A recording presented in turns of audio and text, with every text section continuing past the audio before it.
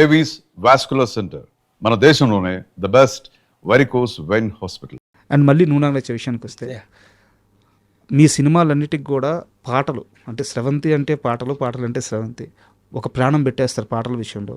ముఖ్యంగా సిరివెన్నెల సీతారామ శాస్త్రి గారితో మీరు గడిపిన క్షణాలు, ఒక 400 రాత్రులు ఆయనతో పాట రాసేటప్పుడు ఆయన పక్కనే ఉండడం ఎంతో తక్కువ మందికి మాత్రమే దొరికే అదృష్టం. మీ సినిమాల్లో మొత్తం 84 పాటలకు ఆయన రచించారు, ఆ పాటలు రచించారు. ఇంతటి అదృష్టాన్ని పొందారు కదా. నువ్వు నాకు నచ్చావు సినిమా, ఆ ట్రావెలింగ్లో శాస్త్రి గారితో మీకున్న కొన్ని మూమెంట్స్ పంచుకుంటారు? తప్పకుండా అండి. యాక్చువల్గా శాస్త్రి గారితో నా ప్రయాణం లేడీస్ టైలర్ 1986 అండి. అప్పుడే చెన్నై షిఫ్ట్ అయ్యాం. అంటే నాది మొదటి సినిమా. శాస్త్రి గారు కూడా అంతకుముందు సిరివెన్నెల సినిమా రాశారు. అప్పటికి ఇంకా ఫ్యామిలీ అక్కడికి రాలేదు, అందరం అక్కడ మైగ్రేట్ అవుతున్నారు. సో ఎక్కువ టైము మాతోనే గడిపేవాడు. మా అందరిది ఒకటి ఏజ్. శాస్త్రి గారు 1955 మే, నేను 55 July dates of birth. So ఇప్పుడు నన్ను నెల తక్కువ కానీ అనేవాడు. అరే Ravi. So that bondage was different. నువ్వు నాకు నచ్చావుకు వచ్చినప్పుడు అప్పుడే నువ్వే కావాలి రాసున్నాడు. కళ్ళలోకి కళ్ళు పెట్టి చూడడందుకు పాట ఎంత గొప్ప పాట, మొత్తం సినిమా అంతటిని. అవును. సో నువ్వు నాకు నచ్చావు కూడా తనే రాయాలి మొత్తం న్యాచురల్గా. భువనచంద్ర గారితో ఒక పాట రాయించుకోవడం భాస్కర్ గారికి అలవాటు. ప్రీతమా సాంగ్ అందుకుని ఫస్ట్ మేము స్టార్ట్ చేసాం, భువనచంద్ర గారు రాశారు. ఇక అక్కడి నుంచి ఈయన రంగప్రవేశం చేశాడు శాస్త్రి గారు. సో ప్రతి పాట ఒక మరుపురాని ఇదేనండి. ఆకాశం అదే మబ్బులతో వేయాలి మన పందిరి పాట, ఆకాశం దిగి వచ్చి మబ్బులతో వేయాలి మన పందిరి అనే పాట 8 రాత్రులు రాశాడండి. తను తృప్తి పొందడం అయ్యేదాకా మనకి తను హ్యాపీ ఫీల్ అయితే తప్పితే బాగుంది కదా అయిపోయింది కదంటే తను ఫినిష్ అయింది అనుకున్న తర్వాత మనకి ఇస్తాడు. మన కోసం రాయడు, తన కోసం రాసుకుంటాడు.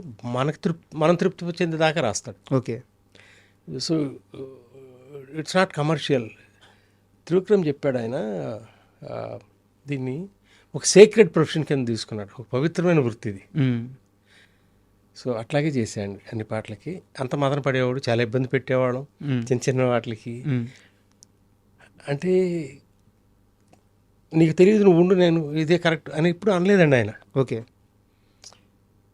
మనం చాలా చిన్నవాళ్ళం. ఇప్పుడు వెనక్కి తిరిగి ఆలోచించుకుంటే ఇది కాదులే అని అంత సాహసం ఎట్లా చేయగలుగుతాను నేను? ఆ పరిచయం ద్వారానా, లేకపోతే మిగతా వాళ్ళు ఎవరు చేయలేరేమో. కరెక్ట్. సో ఆ ఇంటిమసీ. సో తను రాసి ఆ ఫ్లోలో భాగం తను అట్లా. అందుకనే తనతో ఉండటం ఇష్టం. నాకు ఉండాల్సిన అవసరం లేదు. అవును. శాస్త్రి గారు నేను ఉండాలని కోరుకోలే ఈ రోజున అక్కడ. బట్ నాకు అక్కడ ఉండటం ఇష్టం, తనకే ఇష్టమే. ఏదన్నా ఒక గొప్ప పదం వచ్చినప్పుడు అది ఏం చేసావంటే అండి, ఆ పేపర్ల మీద వెనకాల ఇదే ధ్యాస తనకి, అందులోనే లీనమైపోయి ఉండి తత్కారానికి చిన్న చిన్న మాటలు రాసుకునేవాడు. అందులో మంచి మాట పోద్దేమో తను వదులుకుంటాడు, ఇటు అని పేపర్ లాక్కునేవాడిని. ఇది బాగుందిగా రావుడు, ఇదేంటి, దీనికి ఏంటి ఇది అని అక్కడ పెట్టి ఎప్పుడు మళ్ళీ పట్టుకొచ్చేవాడు దాన్ని. So the travel was really extraordinary అండి. గొడవలు కూడా పడ్డారంట శాస్త్రి గారితో మీరు? గొడవలే ఉంటాయి. గొడవలు అంటే ఆ సందర్భంలో అది ఇంకా భార్యాభర్తల గొడవలాగా? అబ్బే అట్లా గొడవలు పడేంత పాట కోసమే, అల్లరి పాట కోసమే. మనకి అర్హత ఎక్కడుంది? ఆయనది ఇది కాదు, ఇది ఉండాలి అని చెప్పి స్థాయి ఎక్కడుంది? లేదు కదా. వినంగానే బాగుందా లేదో చెవులకి అంతవరకు చెప్పగలం, కానీ అందులో తప్పులు బేరీ చేసే శక్తి మందేంటి? మంది కాదు. కరెక్ట్. సో తర్వాత ఒకరోజు ఫోన్ చేశాడు.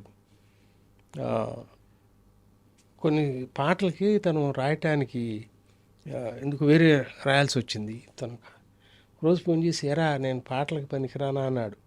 అయ్యా. అంటే రాముడు, మన ఇద్దరం కావాలని అనుకున్నది వేరే వాళ్ళు దిద్దటం నాకు ఇష్టం ఉండదు. నువ్వు రాసింది నేను అనుకున్నది వేరే వాళ్ళు ఇది కాదు అని అనటం నేను సహించలేను. వాళ్ళ పరిస్థితులు అట్లా ఉంటున్నాయి బుద్ధి మనకి అని. ఇంకా ఆఖరి సినిమా రెడ్ సినిమాకి నేను తీసిన లాస్ట్ సినిమా, దాంట్లో 2 పాటలు ఆయనే రాశారు, 3 పాటలు. సో ఎవరు ఇంటర్ఫియర్ కాకుండా ఇది నా పాట అని అనుకున్నప్పుడు ఆయనతో, because basically I'm not criticising anybody అండి, I don't have anybody in mind, but still Shastri గారు రాసిన దాన్ని దిద్దటం అనేది నాకు ఇష్టం ఉండేది కాదు, వేలు పెట్టడం నాకు ఇష్టం లేదు. ఆయనకంటే ఎంతో పెద్దవాళ్ళు ఇది తప్పు అని అన్నాళ్ళు తప్పితే ఆయనకంటే పెద్దవాళ్ళు నాకు ఎవరు లేరు అక్కడ. ఎవరున్నారు ఆయన సమకాలికులు? ఆయనే కదా మనకి. So at the same time ఆయనే ఎవ్రీథింగ్. ఆయన రాసి ఇచ్చాడంటే అది వేదం కింద తీసుకోవాలి మనం. దాన్ని ఇది బాగాలేదు అనే మాట అసలు ఎట్టా అనగలవు నువ్వు? ఎందుకన్నా సార్ ఆయన మాట? అంటే నేను కూడా కొంచెం ఆ డిస్టెన్స్లో ఈ కమర్షియల్ మోసలోకి వెళ్ళిపోతున్నాం మనం పాటలు. ఇదివరకు మనం నువ్వే కావాలి, నువ్వు నాకు నచ్చావు, ఎలా చెప్పడం, అట్లాంటి సినిమాల పంథాలో నుంచి కొంచెం దూరం వెళ్ళామనుకోండి, మేబీ అవుట్డేటెడ్ అయిపోతున్నాం మేమిద్దరం. మేమే రైట్ అని అనుకోవడం కరెక్ట్ కాదా? ఇవాళ వాళ్ళతో ట్రావెల్ చేయాలి, మేబీ కొన్ని తప్పులు బహుశా నేను చేసి ఉండొచ్చు. I don't really know the reasons, but me start కోటి గారితో అంతే 14 సినిమాలు కలిసి పనిచేసాం. సార్ నేనంటే ప్రాణం, నాకు కోటి అంటే అంత ఇష్టం. సో మా ట్రావెల్లో కూడా చాలా చక్కటి మ్యూజిక్, శాస్త్రి గారి పాటలు, that we enjoyed that phase అండి. మా బహుశా ఫిల్మ్ మేకర్స్కి అందరికీ కూడా that is golden era. Sir not after that. తర్వాత అవకాశం లేదు. కమర్షియల్ వాల్యూస్ వచ్చి పడి, ఎందుకంటే పాటలో నువ్వు కథ చెప్పినప్పుడు ఆ పాట నిలబడదు, బతకదు. అప్పటికప్పుడు తాత్కాలికం, అది తాటాకుల మంట, అది కాదు కోరుకుంది. నా బాగా గుర్తండి, మనసులో మాటకి ఒక పాట రాయాలి, అదేంటంటే బ్రెత్లెస్ సాంగ్, ఏ రాగముంది పాట. దాని ముందు చక్కటి పాట రాశాడు, అప్పుడు కరెంట్ టాపిక్ మీద రాశాడు. ఓకే. అప్పుడు ఉల్లిపాయ రేటు పెరిగిపోయింది, ఏదో సంథింగ్ హ్యాపెండ్, చాలా బాగుంది వినటానికి. రావుడు 10 సంవత్సరాల తర్వాత వెనక్కి తిరిగి ఆలోచించుకుంటే మనకి ఇది నిలబడుతుందా, లేకపోతే ఎప్పటికీ నిలబడే పాట రాసుకుందామా, ఏం కావాలరా నీకు, అంతే. ఆ పాట పక్కన పెట్టి ఒక అద్భుతమైన పాట రావడం. సో ఇక్కడ వివాదాలు ఏం లేవు, నా అభిప్రాయం చెప్పడం, దాన్ని గౌరవించడం. ఓకే. సో అది నా అదృష్టం. ఒక గొప్ప జర్నీ సార్. అండ్ నూనా నచ్చే సినిమాలో మరో అద్భుతమైన క్యారెక్టర్ వచ్చేసి బంతి, సునీల్ గారిది. సునీల్ అంటే మనం ఈ సినిమా జర్నీలోకి వెళ్ళే ముందు సునీల్ గారి గురించి, త్రివిక్రమ్ గురించి మాట్లాడుకునే ముందు వాళ్ళిద్దరి స్నేహం మీకు అర్థమైన మొదటి క్షణం ఏంటి? నాకు నువ్వే కావాలి సినిమా, తరుణ్ హీరో. ఓకే. వాడు చూస్తే అప్పుడే బడి నుంచి వచ్చినలాగా ఉంటాడు, స్కూల్ నుంచి. రిచా, ఎన్నుకున్న కథ. త్రివిక్రమ్ వచ్చి సునీల్ని పరిచయం చేసి, నా ఫ్రెండ్ ఇతను చేస్తున్నాడు ఆ క్యారెక్టర్ అనగా నాకు అర్థం కాల.